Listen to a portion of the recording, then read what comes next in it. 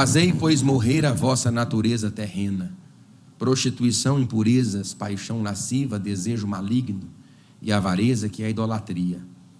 Por estas coisas é que vem a ira de Deus sobre os filhos da desobediência. Ora, nestas mesmas coisas andastes vós também no outro tempo, quando viveis nelas. Agora, porém, despojai-vos igualmente de tudo isso: ira, indignação, maldade, maledicência, linguagem obscena do vosso falar. Não mintais uns aos outros, uma vez que vos despistes do velho homem com seus feitos, e vos revestistes do novo homem, que se refaz para o pleno conhecimento, segundo a imagem daquele que o criou, no qual não pode haver nem grego, judeu, circuncisão, nem incircuncisão, bárbaro, cita, escravo, livre, porém Cristo é tudo em todos. Podeis assentar, dando glória a Jesus. Meus irmãos queridos, eu tenho aqui algumas considerações importantes desse texto bíblico que eu quero trabalhar com vocês aqui, na mais profunda educação de Deus, controlando o meu espírito e inundando a minha alma. A minha vontade é que o Espírito Santo de Deus seja o bálsamo para o teu coração, mediante uma palavra tão pesada e tão firme, profundamente ligada aos aspectos comportamentais da igreja, como a carta que Paulo escreveu aos Colossenses, de forma muito bem específica, no capítulo 3, a partir do versículo 5. Eu fiz algumas considerações por tópicos, que é o que nós chamamos de perícopes, a partir daquilo que eu quero trabalhar com os irmãos nesta ocasião. Perícopes são estas transcrições que existem por cima dos versículos bíblicos, geralmente grafado em negrito ou de outra cor, que representa a perspectiva do editor da Bíblia com o assunto que ele está abordando. Notadamente, eu desprezei as perícopes colocadas por essa edição bíblica e coloquei a minha própria observação do texto baseado naquilo que eu pretendo tratar, e é auxiliá-lo a lidar com os problemas da carne. Vocês notem aqui nesse texto bíblico que nós temos duas sequências de listas de pecados que são trabalhados pelo apóstolo Paulo, aqui primeiro no versículo de número 5, na parte A do versículo, e no versículo de número 8, nós temos uma segunda lista do apóstolo Paulo. Diante disto, eu preciso dizer para os irmãos que, em relação à antiga natureza, eu tenho que tomar alguns posicionamentos. Agora preste atenção aqui no que o pastor está dizendo. Paulo está escrevendo na 6ª década do 1º século da era cristã para uma comunidade da região do Vale do Lico, região da Frígia, para 3 igrejas estabelecidas por Epáfras, discípulo de Paulo em Éfeso, a partir dos anos 53, 54 e 55, a saber, o seu nome é Epáfras. Ele é o fundador desta igreja, que compreende mais 2 congregações. Nesse tempo, a sede é a cidade de Colossos, as 2 congregações é Laodiceia e Hierápolis. 30 anos depois, quando João escreve o livro do Apocalipse, a carta endereçada a essa região da Frígia tem a sede como a cidade de Laodiceia, não mais a cidade de Colossos, porque a mudança da rota do governador com relação à via onde as pessoas comercializavam fez com que a cidade de Colossos entrasse em decadência e, consequentemente, a cidade de Laodiceia fosse favorecida, enriquecida, ganhando preponderância. Paulo já sabia disso. Tanto é verdade que, no fim desta carta, Paulo orienta aos irmãos que esse texto bíblico pudesse igualmente ser lido na cidade de Laodiceia. Qual é o assunto do pastor desta igreja, chamado Epáfras, e agora coberto pela mentoria paulina? Fazer com que os crentes da igreja de Colossos pudessem revestir de uma nova natureza. A ideia desse texto é fazer com que eu abandone a minha roupa antiga e vista a nova roupa. Só que Paulo ele é muito didático, pedagógico, porque ele nomina pastor Luiz, pastor Leonardo, pastor Efigênio, o nome dos bois que eu devo deixar para trás. Ele nomina tanto os bois que são pecados, que são externos, como os pecados que são internos. ele apresenta duas listas, uma no versículo 5 e uma no versículo 8. Mas em relação à minha antiga natureza, ele está dizendo para a igreja: vocês têm que entender que o primeiro pressuposto, o preâmbulo, o prólogo, a introdução, é uma questão de mentalidade. Paulo deseja trabalhar na mentalidade. Paulo sempre desejou trabalhar na mentalidade. Infelizmente, a igreja só compreende linguagens emocionais. Mas Paulo sempre se propôs a trabalhar na mentalidade. Rogo-vos, pois, irmãos meus, que apresenteis o vosso corpo por sacrifício vivo, santo e agradável a Deus, que é o vosso culto racional. E não vos conformeis com este mundo, mas transformai-vos pela renovação do vosso entendimento, para que experimenteis qual seja a boa, perfeita e agradável vontade de Deus. Sempre Paulo quer trabalhar no entendimento, mas as igrejas do seu tempo, como as igrejas de hoje, especificamente essa filha da escola francesa, do romantismo, gosta muito do sentimento, é de sentir. Mas tudo na vida é uma questão de mentalidade. Por isso que na semana passada eu disse: pensai nas coisas que são do alto. Tudo na vida cristã é uma questão de entendimento. Tanto é que a Bíblia diz, se eu não estou equivocado, em Oséias 4:6, que o meu povo perece porque lhes falta conhecimento. Jesus disse: errais muito por não conhecer as Escrituras e o poder de Deus. O sucesso de uma igreja, preste atenção, está intrinsecamente ligado à profundidade do seu conhecimento bíblico e escriturístico. Uma igreja que não conhece as Escrituras, ela não conhece absolutamente nada sobre o reino de Deus. Em relação à minha antiga natureza, eu preciso tomar alguns posicionamentos. Primeiro, assumindo a minha responsabilidade. A Bíblia diz: fazei, pois, morrer.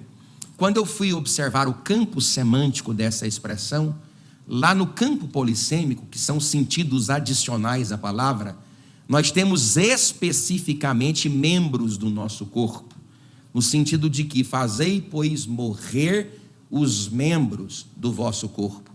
Inclusive Adam Clarke, Ellicott, Kaufman e John Hill, o maior comentarista bíblico que este planeta conheceu, ao meu ver, tanto na exegese hebraica como também no pouco do grego, ele faz um elo escriturístico com esta passagem, aquilo que Jesus disse: se o teu olho direito te faz tropeçar, arranca-o e lança-o de ti, porque é melhor que tu entres no reino dos céus com um só olho, do que todo o corpo ser lançado na sepultura e no inferno.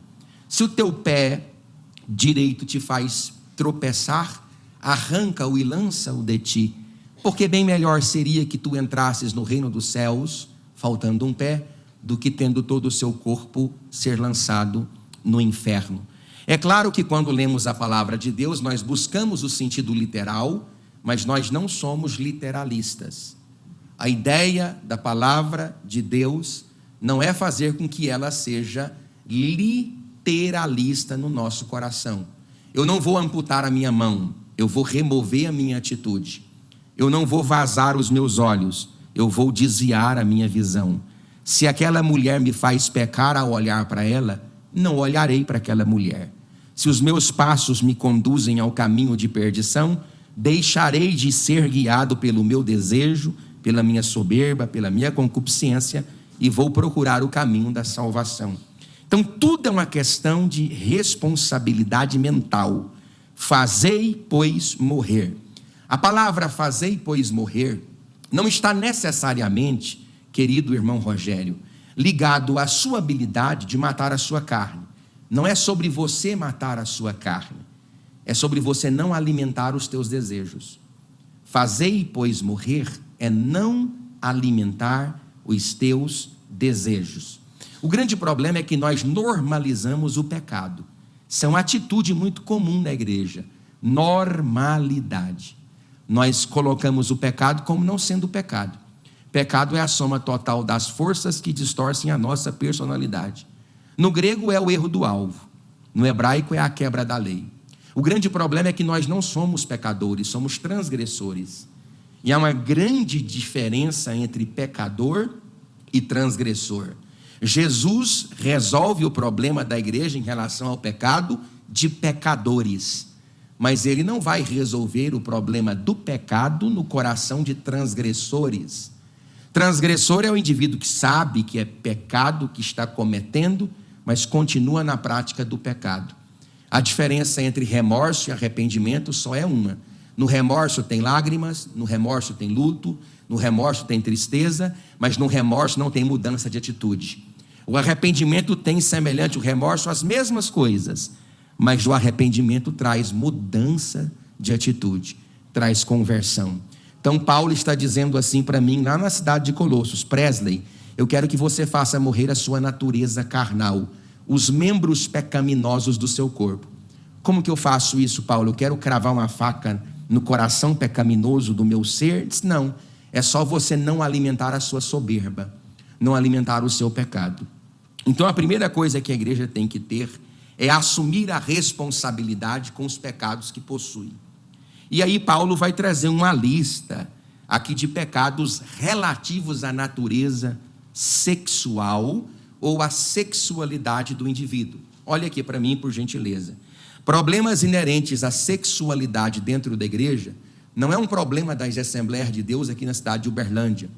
Problemas inerentes à sexualidade é um problema, querido pastor Valderi, do homem e da mulher. Homens e mulheres têm profundos problemas com sexualidade.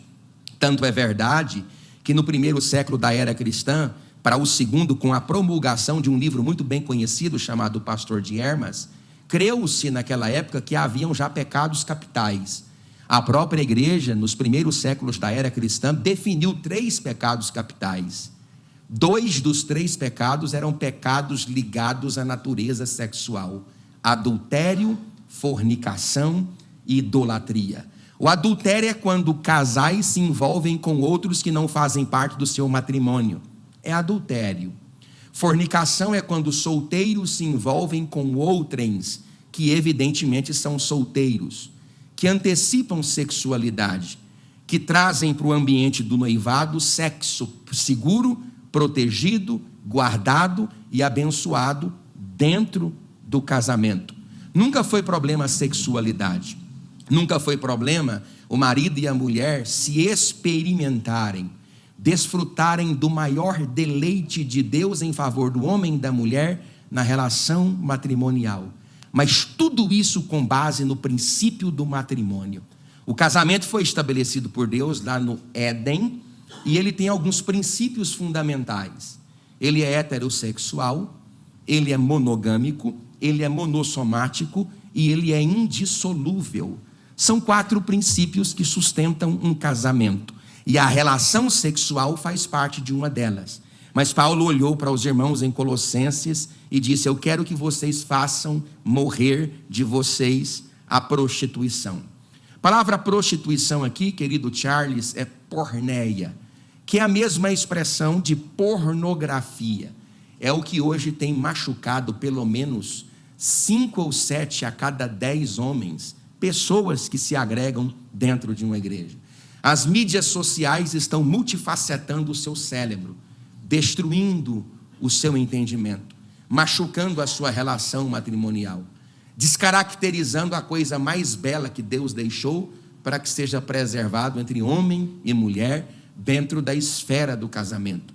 A pornografia tem atingido as crianças que os dados comprovam que com 7 anos de idade já estão experimentando a partir do celular a pornografia. Uma criança que tem contato com conteúdos eróticos com 7, 10, 15 anos, ela tem a sua mentalidade do que é uma donzela, do que é uma mulher, multifacetada por essa indústria satânica do diabo. Não é um problema de hoje, é um problema desde que o homem se tornou um problema na criação de Deus. E Yetzer Lev Hadan Hará, a inclinação que o homem tem para o mal. Inclusive essa fala, Yetzer Hará, o acrônico de Yetzer Lev Hadan Hará, foi dado também no ambiente de sexualidade. onde os homens estavam se pervertendo uns com os outros. Você precisa tomar cuidado com esse pecado. Eu quero ser bem tranquilo e bem romântico aqui nesta noite. O segundo pecado que ele aponta é o pecado da impureza, e nesses termos está literalmente ligado à capacidade que o indivíduo tem de colocar contaminação nos teus olhos. O próprio Jesus disse, pastor Silvio, que os olhos são as janelas do corpo. Se os teus olhos são bons, todo o seu corpo andará em luz. O problema é que nós temos um coração profano, caído, impuro, nojento, bandido. Banditismos de toda a natureza estão no nosso coração. Uma incapacidade muito grande também de enxergar a bondade em coisas boas. Muitos de nós temos uma visão tão entenebrecida do pecado que nós conseguimos enxergar o mal em atitudes que são benéficas. Paulo está dizendo assim: cuidado com as impurezas. Em terceiro lugar, a paixão lasciva. Aqui eu tenho um problema muito grande, porque o campo polissêmico dessa palavra fala-nos de uma afeição desordenada. É o mesmo que Paulo trabalha em relação à concupiscência maligna. Palavra também trabalhada na primeira carta de Paulo aos Tessalonicenses, escrita na 5ª década do primeiro século da era cristã, no capítulo 4 e no versículo 5. Concupiscência da concupiscência. Ambas as palavras aqui gerais denotando a condição da alma, do qual a fornicação e a cobiça são ambas exemplificadas. Esta é a condição de uma paixão desenfreada. A outra energia positiva do desejo de buscar a gratificação de si mesmo no corpo alheio. Paulo também trata desse mesmo assunto na carta que ele escreveu para a região de Listra, Icônio, Derbe e Antioquia da Psídia, em Gálatas capítulo 4, versículo 24. As afeições, a concupiscência, rationem peccati em latim, que significa o princípio inicial do pecado. Você está colocando os olhos numa mulher que não é tua, num rapaz que não é teu, numa garota que não faz parte do seu convívio. Tu fica se deliciando, alimentando um desejo que você não pode apagar. Você não tem condições de apagar esta labareda de fogo, mais compenetrante do que qualquer fogo, abrasante, que leva a alma do homem à perdição. Essa expressão aqui que eu li para vocês, paixão lasciva, é quando você coloca a concupiscência, preste atenção, não é do corpo, é dos olhos. Você configura o pecado com uma pessoa que você não está tocando, nem experimentando, mas você olha para aquele corpo, olha para aquela novela, olha para aquela televisão, olha para aquelas coisas e você deseja. Você está manchando o seu coração de pecados, pecados que entristecem ao Senhor. Olhem aqui para o pastor, nessa primeira lista, Paulo está querendo propor para a igreja a ideia de separação, que a igreja viva uma vida de separação do pecado. Depois ele disse, desejo maligno e avareza, que é a idolatria. Eu até tentei associar a idolatria inerente aos pecados sexuais que Paulo tratou, a saber, prostituição, impureza, paixão lascívia, desejo maligno, mas não. A expressão no grego aqui é bem definida. A idolatria aqui é o culto ao dinheiro. Preste atenção. A idolatria aqui é o culto ao dinheiro. É por isso que nós aqui na igreja usamos o nome, por exemplo, contribuição financeira, voluntariedade, espontaneidade. Uns usam o nome dízimos, outros não gostam do nome dízimo. Mas uma forma de você condicionar o seu dinheiro na condição de servo é sendo voluntário na obra de Deus. Porque você prova com isso que você não é um indivíduo avarento e nem idólatra. A avareza é idolatria. Em segundo lugar, Paulo ensina-nos que nós precisamos reconhecer que eu posso pagar. Olha aqui para mim, eu vou te dar a pior notícia desta noite. E eu sei que ninguém vai glorificar a Deus aqui hoje. Mas olha o que Paulo está dizendo, Presley. Tu estás ouvindo os pecados que eu mencionei? Sim, Paulo. Tu estás praticando os pecados que eu estou condenando? Paulo, que coisa doída são esses pecados? Sim. Agora veja o versículo de baixo desse texto bíblico aqui, ó. Por estas coisas é que vem a ira de Deus aos filhos da desobediência. A segunda coisa que eu tenho que aprender é reconhecer que eu posso pagar pela minha insujeição a Deus. Deus fala para você não tocar, por que você está tocando? Deus fala para você não experimentar, por que você está experimentando? Deus está dizendo para você não abraçar, por que você está abraçando? Para você não se abrasar, por que você está se abrasando? Deus está dizendo assim por meio de Paulo aos Colossos e consequentemente a todos nós aqui nesta noite. Cuidado com isto, porque por conta destes pecados é que vem a ira de Deus. E aqui eu vou desmanchar um mito que existe na igreja, de que Deus ele ama o pecador e aborrece o pecado. É verdade? É claro que sim. Deus ama pecadores. Deus ama os pecadores. Deus aborrece as suas atitudes. É verdade. Mas não é o adultério que será condenado. É o adúltero. Não é a mentira que será condenada. É o mentiroso. Não é a inveja que será condenada. É o invejoso. Não é a fornicação que será condenada. É o fornicário. O indivíduo vai pagar com a vida o pecado que ele pratica. O indivíduo vai pagar com o próprio corpo o pecado que ele pratica. Não temais, pois, aos homens que podem matar o corpo, mas temais a Deus, que além de matar o corpo, tem poder de jogar a alma no inferno. Raras igrejas no Brasil trazem estas palavras para os seus ouvintes, porque estas palavras não trazem apego social, nem eclesiástico, nem agregacional na igreja. Mas eu estou aqui com compromisso com Deus, para que nós possamos, a partir daquilo que estamos escutando, ressignificar a nossa vida para adorar ao Senhor Jesus. Em terceiro lugar, reconhecer que tais práticas são da vida passada. Sabe o que ele está dizendo aqui? Preza e abandona, porque isso aí era uma atitude da outra vida. Estas atitudes são atitudes de outro tempo. Olha o que está o texto. Nestas coisas andáveis vós também noutro tempo, quando viviam nelas. Deixa eu dizer para você, o irmão está ouvindo o pastor, diga glória a Deus. Você não precisa viver a vida de pecado que você está vivendo. Você não precisa viver uma vida entristecendo o Espírito Santo. Você pode buscar nesta noite a ajuda de Deus para abandonar o teu pecado e entrar na presença de Deus para glorificá-lo na beleza da sua santidade. A natureza do antigo homem, e aqui eu coloquei, vamos tirar a nossa roupa. Sim, vamos tirar a nossa roupa. A natureza do antigo homem. Agora, porém, despojai-vos igualmente de tudo isto. Lembra que aqui no versículo 12, colocando a outra roupa, tem revesti-vos, pois, como? No versículo 8 diz, agora, porém, despojai. Então, primeiro eu preciso, pastor Luiz, dispor da minha roupa, despojar.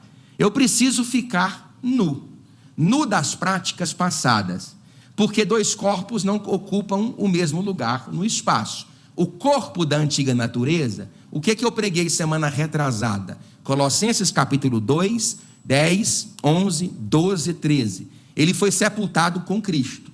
O corpo que foi sepultado com Cristo ressuscitou em Colossenses capítulo 3, versículo 1.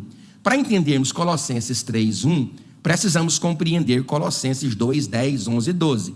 Porque nenhum corpo que não tenha morrido não ressuscita. Então, como o meu corpo antigo morreu, ele ressuscita. E ele ressuscita para novos padrões.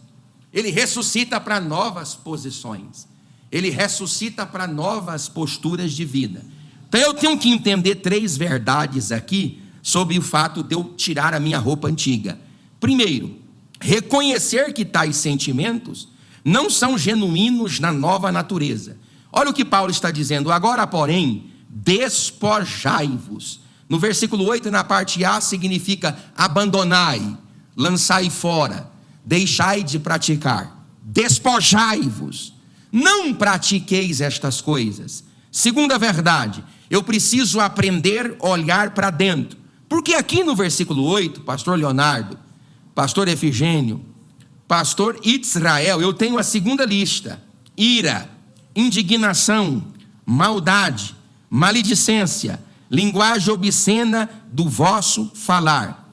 Olha aqui para mim, repita essa frase: eu preciso olhar para dentro. 1, 2, 3. Eu preciso olhar para dentro. De novo, 1, 2, 3. Eu preciso olhar para dentro. Você precisa agora, com base na palavra que eu tenho pregado, olhar para dentro do seu coração e identificar estes problemas. Eu vou repetir: ira. Tu és um homem iracundo, rabugento, infernal, enraivecido, endemoniado. E o demônio é Exu Caveira, nem Pilintra, nem Mulambo, nem Maria Padilha. Eu sei dos nomes, fica preocupa não. O demônio é o primeiro nome do seu CPF. Você é alguém tão irado, tão iracundo, tão rabugento, tão mal-humorado, que o diabo se assenta para olhar para você vivendo, para aprender como que se faz. A Bíblia está dizendo assim: olha, esse problema é um problema grande. E outra coisa, não é errado a pessoa irar não, pastor Luiz. Não é errado a pessoa sentir ira não. Ira faz parte da natureza, da psicologia evolutiva do ser humano. O problema é quando você emprega a ira no lugar errado. Porque o que a ira faz com o pastor Luiz? Empurra ele a falar o que ele não deveria no momento que ele não poderia. O que a ira faz com o pastor Presley? Ela me leva a falar aquilo que eu não deveria para pessoas que não poderiam escutar. E no momento, às vezes, se eu não estou irado, eu orei a Deus para pregar essa palavra. Eu falei: Senhor, me controla. Sim, Senhor, me controla. Controla o coração doído do teu servo. Senhor, controla a minha alma, porque o texto ele é pesado. E eu não quero ofender aqui a sensibilidade dos irmãos aqui nesta noite. Mas tem gente que é muito irado. Ele é irado no trânsito, ele buzina para todo mundo, ele é irado no supermercado, ele é irado em todo lugar. É uma pessoa, o que é a ira? A ira é um fruto carnal, prova que a pessoa é desequilibrada. Por quê? Porque primeiro o espírito, a função dele é consolador, é a função do espírito.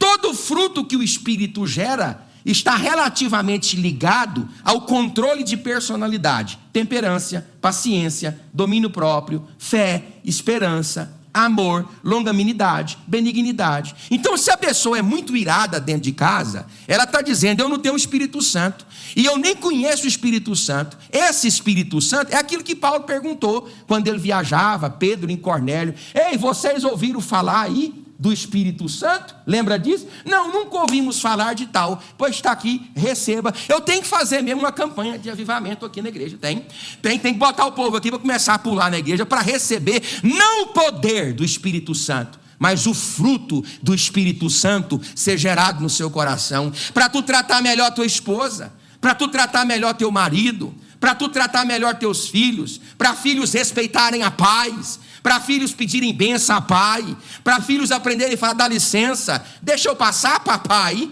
deixa eu passar, mamãe, eu posso tomar esse refrigerante, mamãe, eu posso lavar essa louça, mamãe, eu posso lavar essa casa, mamãe, eu posso pegar os cocô do cachorro, mamãe, eu posso colocar o lixo lá fora, mamãe, eu quero estudar a noite inteira, eu posso estudar. Faz, se necessário, a igreja voltar a encontrar-se com o poder do Espírito Santo, para que ele plante no meu e no teu coração. Levante a sua mão e diga glória a Deus.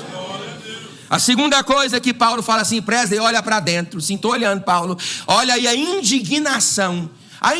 Eu tinha dito aqui a digressão. O pastor Luiz pode irar, eu também posso irar. Só que Salomão dá o conselho: quando tu irá, ô Presley abestalhado, o senhor não vou falar não, ô Presley cabeça de bagre, ou cabeça de prego, tu tá irado? Então vai dormir. Porque está lá na Bíblia: consulta no travesseiro o teu coração. Não é para tu irado falar com a tua mulher, não é para tu que está irado falar com teu marido, não é para tu, filho, que está irado vir falar com teu pai. Bota esse linguaço seu na boca, fecha ele, vai dormir, bota um som de chuva no celular e deixa a glória de Deus descer na sua vida. Segundo pecado, Paulo assim fala: você é indignado. Você está indignado, indignação, maldade, maledicência. E essa expressão maledicência, ela tem uma conotação de trabalhar na intencionalidade. É quase que uma redundância. Maldade fala das atitudes, maledicência fala do sentimento. É um sentimento malicioso. É um sentimento, é aquilo que eles estão fazendo hoje com aquele livro da Renascença, escrito por Maquiavel. O nome do livro é O Príncipe. Ele disse assim: mantenha os amigos próximos E os inimigos mais próximos ainda. Abrace-os cordialmente, crava-lhes pelas costas uma faca, para que morrendo eles não saibam que foi o seu maior amigo que o matou. Essa é a ideia. A pessoa é maledicente, ela planeja, ela arquiteta, ela é o diabo em pessoa, ela faz o mal. Irmão, olha para mim, igreja é um ambiente que tem dificuldade, mas tem que ter ternura no seu coração, graça no seu coração, poder no seu coração. No seu coração não é lugar para estas coisas, o seu coração é um lugar para a glória de Deus. Levante a mão e diga graças a Deus.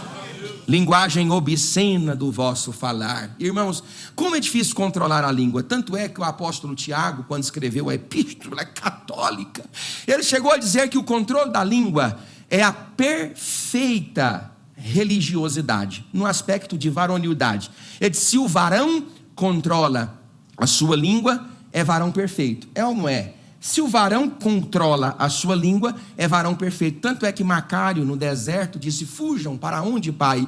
Fujam disso, da sua palavra. Os pais do deserto colocavam pedras na boca para poder não falar com as pessoas. As pedras educavam as palavras. Diz a tradição que Arsênio nunca proferiu pela sua boca uma palavra só, que não fosse uma palavra que edificasse as pessoas que estavam escutando. O silêncio, ele te liberta da necessidade de controlar as pessoas. A igreja tem que aprender a controlar a língua, linguagem obscena do vosso falar. Você fala gíria, você fala pornografia, você xinga o seu irmão de burro, você xinga a sua irmã de burra, você xinga seu pai, você é quem dentro de casa? Você é uma pessoa equilibrada, desequilibrada? Qual é o seu trato com a mãe? Do jeito que o menino trata a mãe, vai tratar a mulher. Do jeito que o menino trata a irmã, vai tratar a esposa. Do jeito que a moça trata o pai, vai tratar o marido. Como é que é o tratamento seu dentro de casa? Senhor, me controla. Como que você age na sua casa? As tuas palavras são doces, são amáveis, são profundamente tocadas. Irmão, Deus está falando nesta noite, como Ele falou naquela época. É o mesmo Deus, Ele fala comigo, fala contigo. Deus quer colocar favos de mel na tua boca, e o nome do Senhor.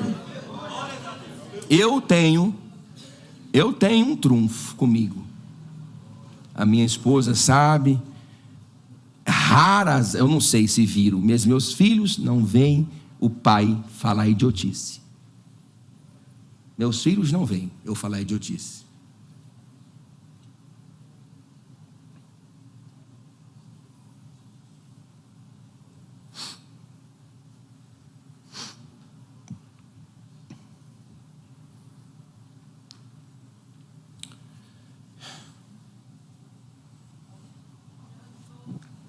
Se meus filhos não prestarem,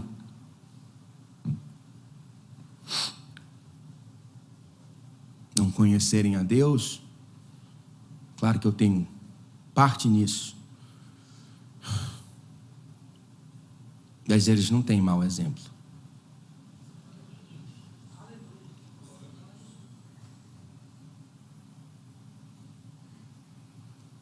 Eu penso que meus filhos nunca me viram xingar. Eu já xinguei, minha filha?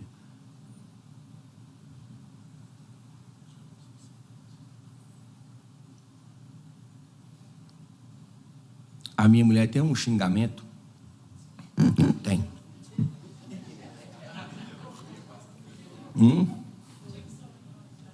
Ela xinga. Pitomba. Pitomba. Ela bate a mão assim. Quem já viu ela xingar pitomba? A irmã já viu. Quando ela fala pitomba, eu falo, eu sei que é um xingamento romântico, eu sei, glória a Deus.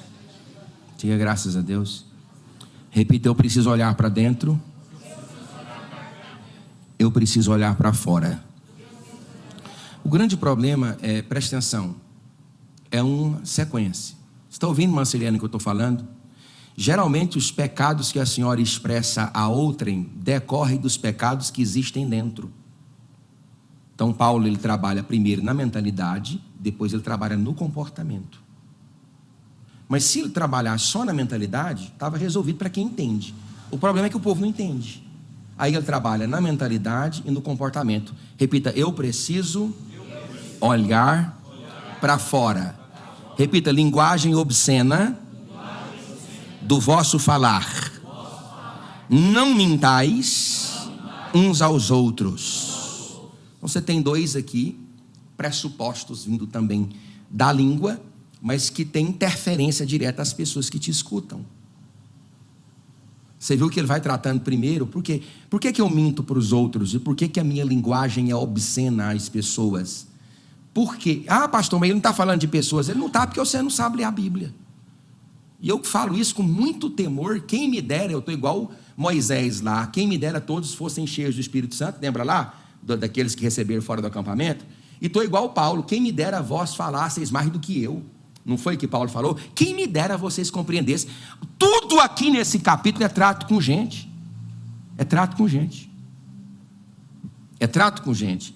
Então Paulo, ele trabalha primeiro dentro, depois ele trabalha fora. Ele não precisaria trabalhar fora, porque trabalhar dentro já é o suficiente. Às vezes a pessoa, quando me perturba ou fala algo contra mim ou contra a minha casa, primeira coisa que eu observo é: ele não está num dia bom.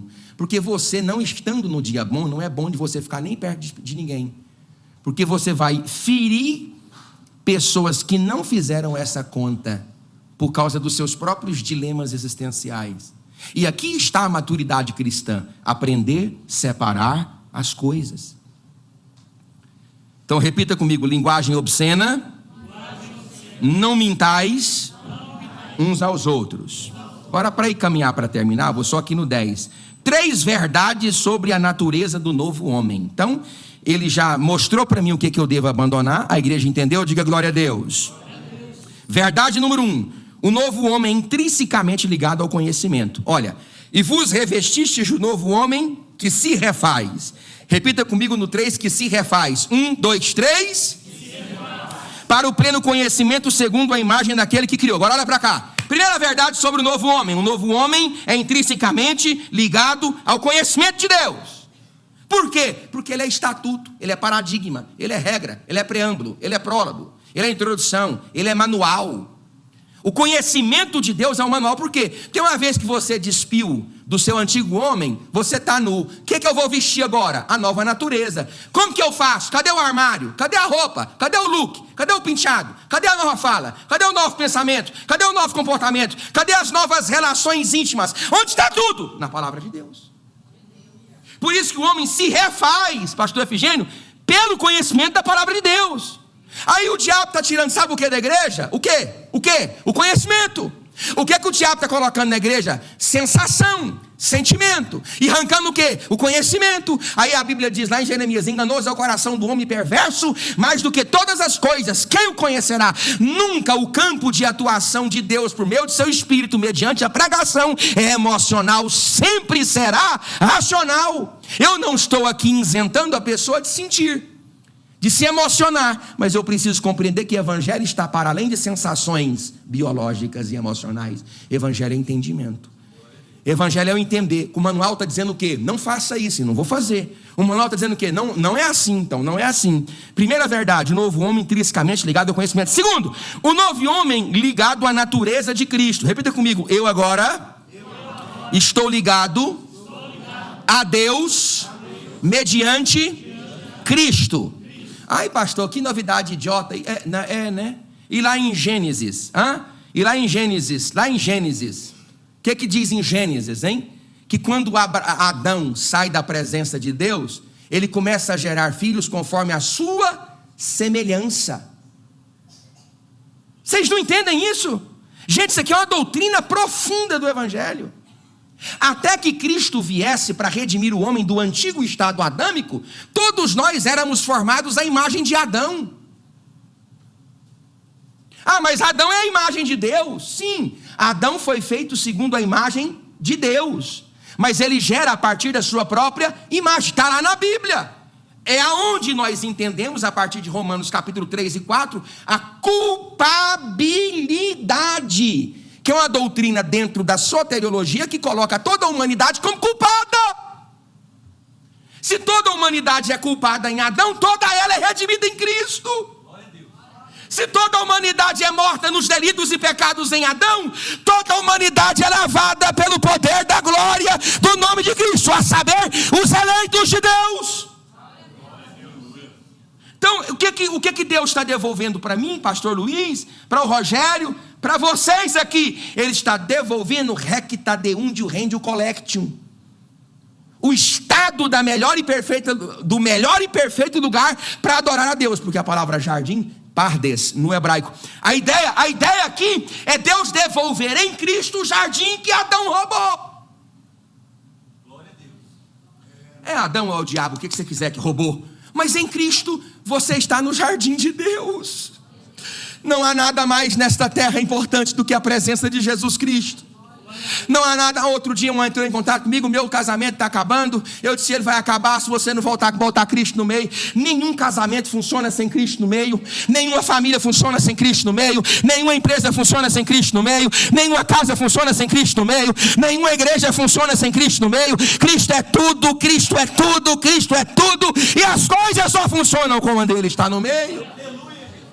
Não tem beleza, não tem sexualidade. Aí eu disse para o rapaz aqui, não sei para quem que eu disse, uma pessoa que veio conversar comigo. Eu disse assim, tu podes casar com uma mulher que tu pensa será mais pintada pelo dedo de Deus. Ela pode lhe satisfazer em todos os estilos que tu quiseres, mas tu és um monstro insaciável, um animal sem Deus. Só Deus pode entrar no coração do homem. Só Deus pode entrar na família dos homens. Só Deus pode salvar a nossa casa. Deus devolveu para nós essa filiação na pessoa bendita de Jesus Cristo, nosso Senhor. Levante a sua mão, igreja. Você está aqui para reconhecer os teus delitos e pecados. Você está aqui nesta noite para voltar o seu relacionamento com Deus, para voltar a sua vida em Deus, para regressar de volta ao primeiro amor, a vida de perfeita e plena comunhão com Jesus Cristo. Olha aqui, repita comigo, segundo a imagem daquele que o criou. 1, 2, 3. Segundo a imagem daquele que o criou. Olha aqui, daquele que criou, no qual não pode haver, aí ele vai falar grego, judeu, circuncisão, incircuncisão, bárbaro, cito, escravo, líderes.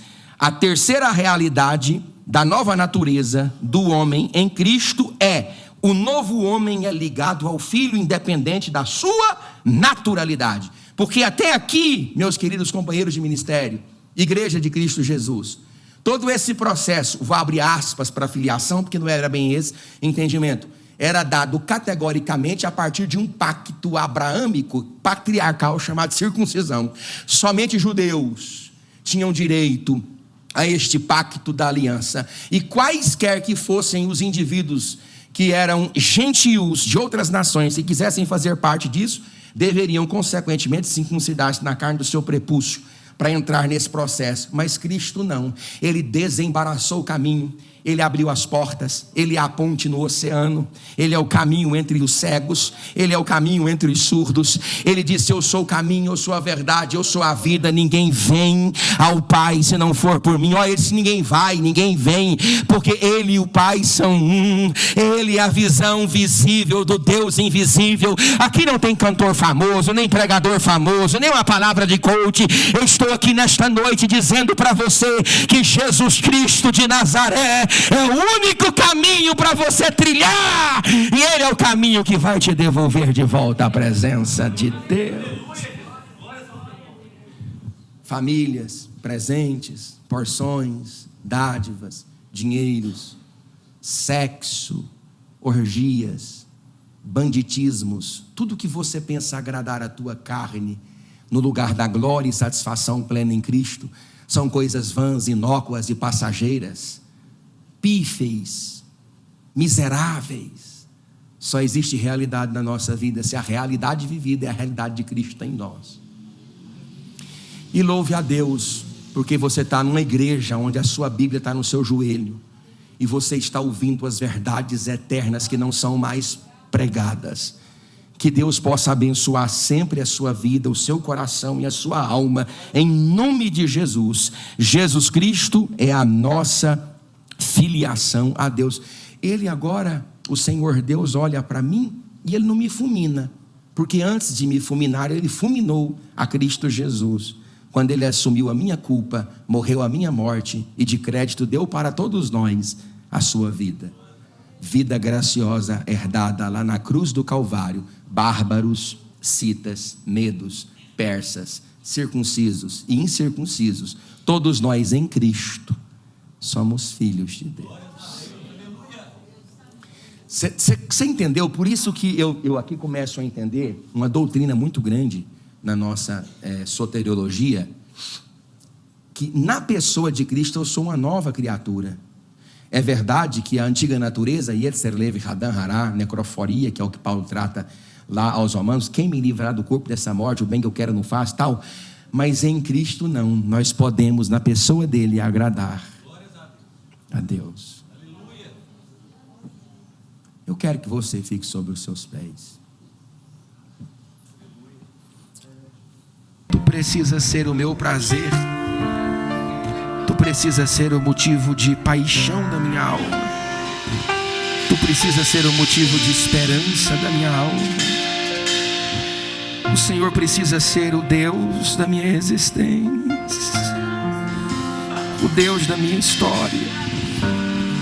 Me ajuda a encontrar-te, ó Deus, na beleza da sua santidade, no teu poderoso nome.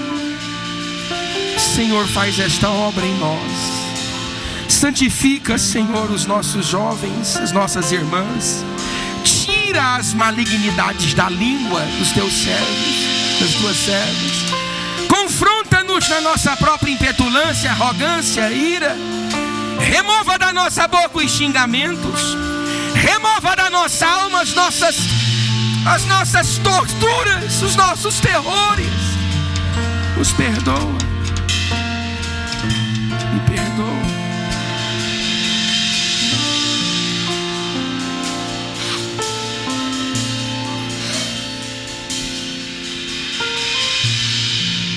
Assentai-vos.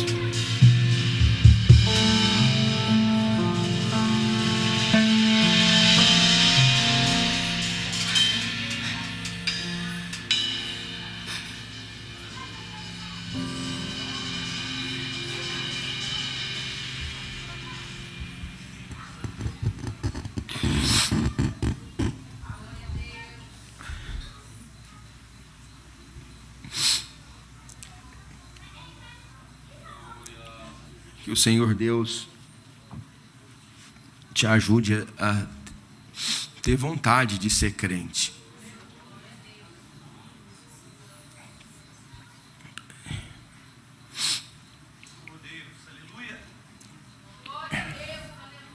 Não há dor maior do que o conhecimento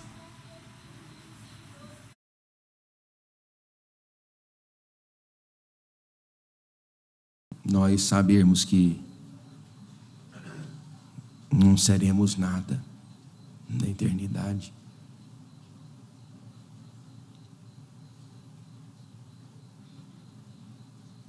Saber que você não conhece a Deus e que você trabalha para Deus, mas você não conhece a Deus.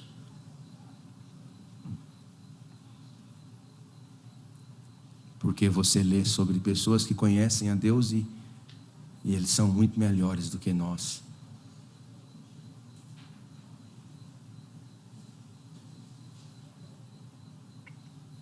Que Deus nos ajude.